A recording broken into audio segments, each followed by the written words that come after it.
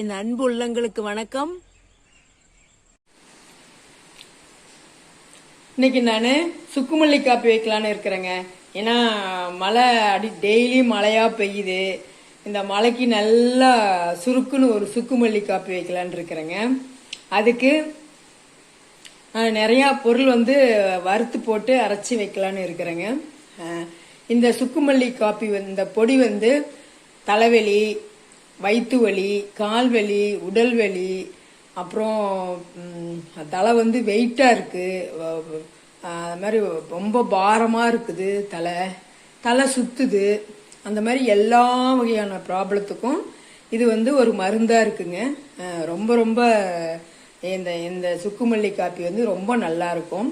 அதுக்கு என்னென்ன பொருள்னு பார்க்கலாம் வாங்க. கொத்தமல்லி நான் ஒரு 50 கிராம் எடுத்துருக்கிறேங்க. அதேமாரி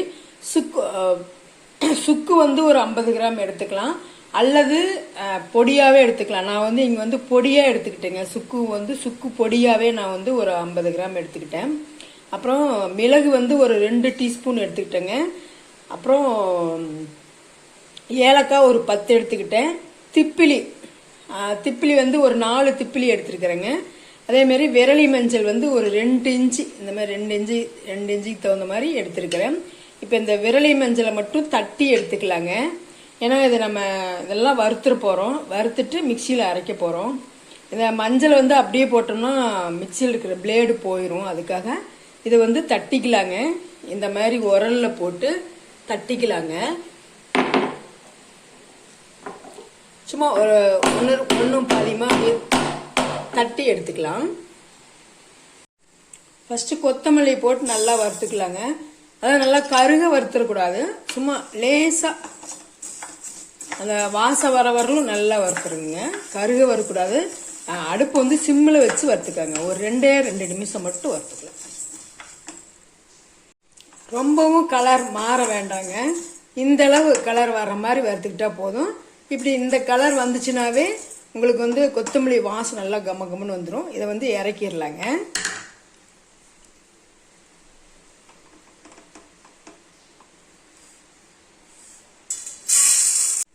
இப்போ விரலி மஞ்சள் நம்ம தட்டி வச்சிருந்தோம் இல்லைங்களா, விரலி மஞ்சள், திப்பிலி, ஏலக்காய், இதை 3 போட்டு லேசாக சூடு பண்ணிக்கலாங்க. ரொம்ப இது கூட மிளகு நம்ம 2 டீஸ்பூன் வச்சிருந்தோம் இல்லைங்களா, அதையும் போட்டு வறுத்துக்கலாங்க. போதுங்க, ரொம்ப வறுக்க வேண்டாம், லேசாக சூடு பண்ணால் போதும். அதேமாரி நம்ம இந்த இடத்துல சுக்கு நீங்கள் வாங்கியிருந்தீங்க, சுக்காக வாங்கியிருந்தீங்க அப்படின்னா சுக்கு தோல் சீவிட்டு போடுங்க, தோல் சீவாமல் போடக்கூடாது.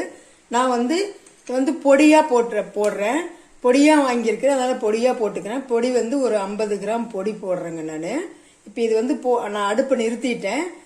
இதை போட்டோன்னே சும்மா ஒரு வறுப்பு வறுத்து அப்படியே போட்டு அரைச்சிக்கலாங்க. இது நல்லா ஆறட்டுங்க. ஆறுனதுக்கப்புறம் நம்ம மிக்சியில் போட்டு அரைச்சிக்கலாம். இது நல்லா ஆறிக்கிச்சுங்க. இப்போ நம்ம இந்த மிக்சி ஜாரில் போட்டு அரைக்கும்போது மிக்சி ஈரப்பதமாக இருக்கக்கூடாது, நல்லா ட்ரையாக இருக்கணும், காஞ்சு போன மிக்சியாக இருக்கணும். அதில் நல்லா ஈரமாக இருந்துச்சுன்னா கெட்டு போயிருங்க, அதுக்காக தான். இதை நான் மிக்சியில் போட்டு அரைச்சிட்டு வந்துடுறேங்க. இப்போது இந்த மாதிரி நல்லா அரைச்சிக்கங்க. ரொம்ப ஃபைனாகலாம் அரைக்க முடியாது, ஏன்னா நம்ம கொத்தமல்லியெல்லாம் நம்ம மிக்சி பிளேடில் அவ்வளோ ஃபைனாக அரைக்காது, ஓரளவு குறைன்னு தான் இருக்கும். இந்த அளவுக்கு அரைச்சா போதுங்க, ரொம்ப நம்ம ஃபைனாக அரைக்க தேவையில்லை. ஏன்னா நான் மஞ்சள் அரைக்கும் போது மட்டும் மஞ்சளோ நான் சுக்கு பொடியாக போட்டேன். நீங்கள் சுக்குவாக போடணும் அப்படின்னு சொன்னால் மேல் இருக்கிற தோலை சீவிட்டு அதை நல்லா கொட்டிட்டு உரல்களில் வச்சு நல்லா கொட்டிட்டு அதுக்கப்புறம் தான் நீங்கள் மிக்சியில் போட்டு அரைக்கணும். ஏன்னா மஞ்சள் சுக்கெல்லாம் போட்டு அரைச்சோம்னா பிளேடு உடஞ்சிரும், அதுக்காக தான். இப்போ நம்ம இதை ஒரு தட்டில் போட்டு நல்லா ஆற வச்சுக்கலாங்க. ஏன்னா மிக்சியில் அரைச்சதுனால கொஞ்சம் ஹீட்டாக இருக்குது.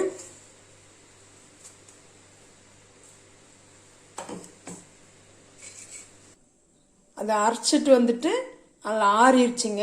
மிக்சியில் அரைச்சதால கொஞ்சம் லைட்டாக சூடாக இருந்துச்சு. அது ஆறுனதுக்கப்புறம் இந்த மாதிரி கண்ணாடி பாட்டிலில் நான் போட்டு வச்சுக்கிட்டேங்க இந்த சுக்கு பொடியை. இப்போ இந்த சுக்கு பொடியை வச்சு நம்ம 2 விதமான காஃபி போடலாம். ஒன்று பால் ஊற்றின காப்பி, இன்னொன்று வந்து வர காப்பின்னு சொல்லுவோம் இல்லைங்களா, பால் இல்லாத காப்பி, ரெண்டையும் போடலாங்க. அதுக்காக நான் பால் வந்து ஒரு 1/4 லிட்டர் காய வச்சிருக்கிறேங்க. காஞ்சிட்டு இருக்குது. இதை காய வச்சு எடுத்துக்கலாம் முதல்ல. இப்போ நான் இந்த டம்ளரில் 2 டம்ளர் தண்ணி ஊற்றுறேங்க. ஏன்னா நான் வந்து பால் காப்பி வைக்கிறேன், வர காப்பி வைக்கிறேன். இப்போ நான் வந்து இந்த மாதிரி டீஸ்பூனில் வந்து 2 டம்ளருக்கு 2 ஸ்பூன் போடுறேங்க. ஏன்னா நீங்கள் வந்து ஒரு 15 வயசு கீழே இருக்கிற குழந்தைங்களுக்கு கொடுக்குறேன்னா இந்த டீஸ்பூன்லேயே 1/2 டீஸ்பூன் போட்டால் போதும். அப்புறம் நல்லா சளியாக இருக்குது அப்படின்னு சொன்னால் 1 டீஸ்பூன் போடுங்க. பெரியவங்களுக்கு வந்து சளி ரொம்ப அதிகமாக இருக்குதுன்னா 1 டீஸ்பூன் போடுங்க. இல்லைன்னா உங்களுக்குமே ஒரு கொஞ்சமாக ரொம்ப வெளியே போட தேவையில்லை, ஒரு முக்கால் டீஸ்பூன் போட்டால் போதும். இப்போ இது வந்து நம்ம நல்லா ஒரு 1/2 டம்ளர் ஆகிற வரலும் கொதிக்க விட்டுடலாங்க. ஒரு 5 நிமிஷம் நல்லா கொதிக்கட்டும். இப்போ நல்லா கொதிச்சிருச்சுங்க. 2 டம்ளர் தண்ணி ஊற்றணும், 1/2 டம்ளராக கொதிச்சிச்சு. இப்போ அடிச்சுக்கலாங்க. இப்போ நம்ம வர காப்பி வச்சுட்டோம். அடுத்து பால் காஃபி வந்து பால் நம்ம விருப்பம் தான். நீங்கள் எவ்வளோ வேணுமோ அவ்வளோ பால் ஊற்றிக்கலாம். இல்லை பால் கம்மியாக வேணாலும் கம்மியாக ஊற்றிக்கோங்க. இப்போ நமக்கு 2 விதமான காஃபி ஆவி பறக்க ரெடி ஆயிடுச்சுங்க. ஒன்று சுக்குமல்லி காஃபி வந்து வர காப்பி, ஒன்று பால் ஊற்றின காப்பி. நமக்கு எந்த அளவுக்கு டிகாஷன் வேணுமோ அந்த அளவுக்கு நம்ம ஊற்றிக்கலாம். டிகாஷன் கம்மியாகவும் ஊற்றிக்கலாம், அதிகமாகவும் ஊற்றிக்கலாம். குழந்தைங்களுக்கு கொடுக்குற மாதிரி இருந்தால் கொஞ்சம் பால் அதிகமாகவும் டிகாஷன் கம்மியாகவும் கொடுங்க. பெரியவங்க குடிக்கிற மாதிரி இருந்தால் டிகாஷன் அதிகமாகவும் பால் கம்மியாகவும் ஊற்றிக்கோங்க. உங்களுக்கு கோல்டாக இருந்துச்சு, நெஞ்சு சளி, தலை பாரமாக இருக்குது, இல்லை உடம்பெல்லாம் வலிக்குது, அது மாதிரி சளி தொந்தரவோ அல்லது வந்து உடல் வலியோ இருந்துச்சுன்னா நீங்கள் வந்து பால் ஊற்ற வேண்டாம். வெறும் இந்த வரக்காப்பி மட்டும் கொடுங்க. குழந்தைங்களுக்காக இருந்தாலும் வரக்காப்பி மட்டும் கொடுங்க. அளவு கம்மியாக போட்டு கொடுங்க. நமக்கு பெரிய இல்லை, நம்ம நார்மலாக ரெகுலராக எடுத்துக்கிறோன்னா பால் ஊற்றி குடிக்கலாங்க. இதுக்கு வந்து நாட்டு சர்க்கரை போட்டுக்கலாங்க, கருப்பட்டி போட்டுக்கலாம், அல்லது பனங்கற்கண்டு போட்டுக்கலாம். நான் நாட்டு சர்க்கரை போடுறேங்க.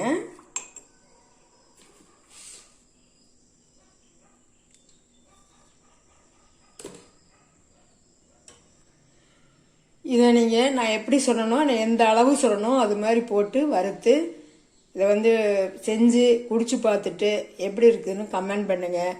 சப்போர்ட் பண்ணுங்கள். சப்ஸ்கிரைப் பண்ணி வச்சுக்கோங்க. முதல்ல வீடியோ பார்த்தோன்னே சப்ஸ்கிரைப் பண்ணி வச்சுக்கோங்க. நிறைய பேர் வீடியோ பார்க்குறீங்க, பட் சப்ஸ்கிரைப் பண்ணாமையே பார்க்குறீங்க. வேண்டாம், சப்ஸ்கிரைப் பண்ணிட்டு பாருங்கள். அப்போ தான் நான் போடுற வீடியோ வந்து உங்களுக்கு அடிக்கடி உங்களை வந்து சேரும். அதுக்காக தான் சப்ஸ்கிரைப் பண்ணி வச்சுக்கோங்க. தேங்க்யூ.